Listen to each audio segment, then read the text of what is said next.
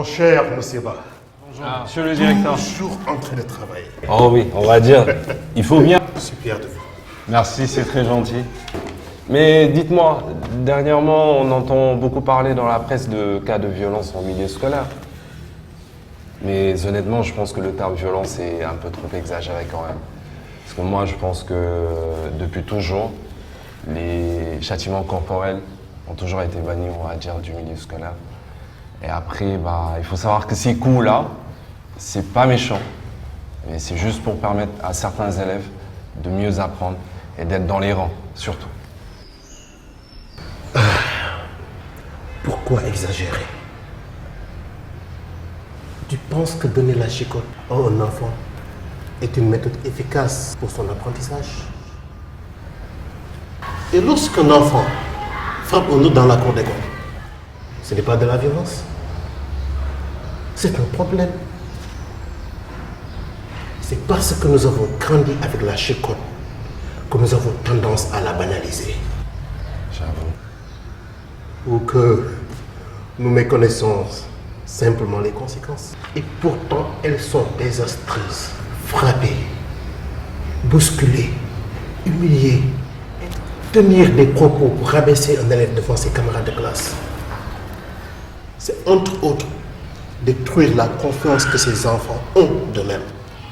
Et cela se fera sentir dans leurs études. Je vous comprends, monsieur le directeur.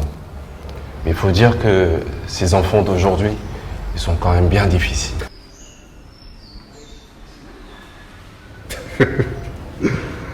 Pas plus difficile qu'hier. N'oublie pas que l'école est une institution où la violence n'a pas sa place. Je ne t'apprends pas que la législation ainsi que notre morale professionnelle nous l'interdit formellement.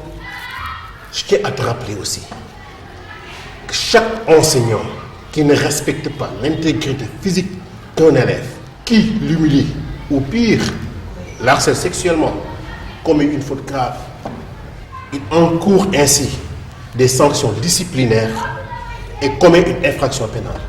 La violence est punie par la loi.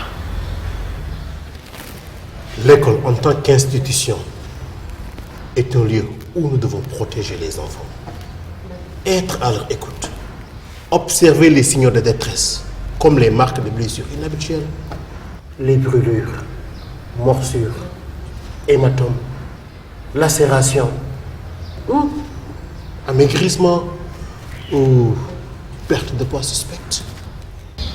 Je vous comprends, monsieur le directeur. Et à ce titre, je pense que nous sommes les mieux placés pour percevoir certains signaux d'ordre psychologique, tels que la peur, l'évitement, l'angoisse, les phobies de toutes sortes. Telles sont les conséquences qui pourraient justement déranger la scolarisation de l'enfant. Il y a également les maux de ventre et de tête à répétition, de la mélancolie, le repli sur soi. C'est ça. On peut même observer les enfants qui vont totalement s'isoler. Mais il ne s'agit pas juste d'observer.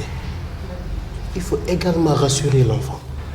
Signaler et interpeller les personnes qui le font ces abus ou s'en ouvrir aux services sociaux. Je vous comprends. Mais en parlant, dites-moi, comment faire pour signaler ce genre de situation? Eh bien d'abord, si on a des doutes, en règle générale, il ne faut jamais cacher ce que l'on sait sur les violences faites aux enfants. Il faut systématiquement en parler au directeur pour évaluer et bien analyser la situation pour un appui adéquat. Si l'élève est victime de violence et que l'on remarque une certaine négligence de la part de l'administration scolaire, l'enseignant ou le membre du personnel qui a détecté l'abus doit informer l'autorité scolaire de la circonscription, l'inspecteur de l'éducation et de la formation, et alerter le service de santé le plus proche, la police ou la justice. Et il existe des services qui peuvent aider à la prise en charge médicale de l'enfant. L'inspection médicale des écoles. Et sur le plan psychosocial, mais il y a le centre académique d'orientation scolaire et professionnelle.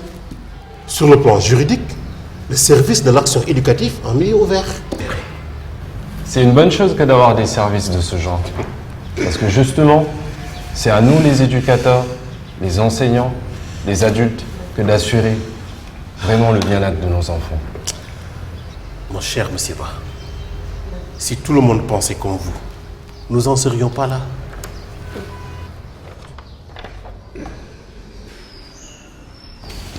Diamodal, c'est le lait pour faire doyen. L'idéal aujourd'hui pour gérer bien ses enfants, je pense que ce serait d'adopter une discipline qui soit positive et non celui de la terreur. Parce que justement, c'est nous qui devons leur servir d'exemple pour favoriser leur épanouissement et leur permettre d'avoir un avenir meilleur. Restez bienveillants ensemble. J'étais venu prendre mes affiches, mais finalement, on a eu un échange très riche. Merci. Je vous le concède. Et d'ailleurs, même à ce titre, permettez-moi de me joindre à vous pour aller coller des affiches. Mais avec plaisir. Posez.